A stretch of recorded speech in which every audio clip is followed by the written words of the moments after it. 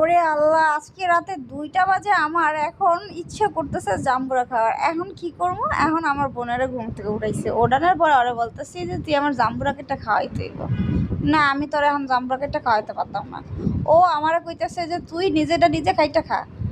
দেখ আপু, আমার এখনই খেতে হবে, তুই আমাকে এখন খাইটা খাওয়াবি না খাওয়াবি না? যাই হোক, ওর শ্বশুরবাড়ি থেকে এক গাদা অনেকগুলো পেয়ারা নিয়ে আসছে, তারপর জাম্বুরা নিয়ে আসছে।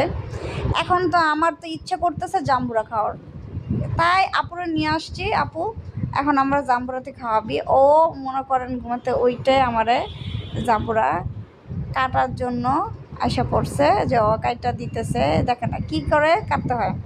প্রথমে বডি দিয়ে চারপাশে এরকম এরকম স্লাইড করে কেটে নেবেন। কেটে নেওয়ার পরে চোকলাগুলো এভাবে এভাবে ছুটে ফেলবেন। এখন যেই কাজ সেই এই। এখন আপু বলতেছে যে তুই যে আমাকে এত পেরেশানি দেস, যখন আমি না থাকবো তখন তুই কী করবি? আমি বললাম না, তুই আমাকে করে খাওয়া, আমি তারপরে যখন শিখে ফেলবো তোকে তোকে করে খাওয়াবো।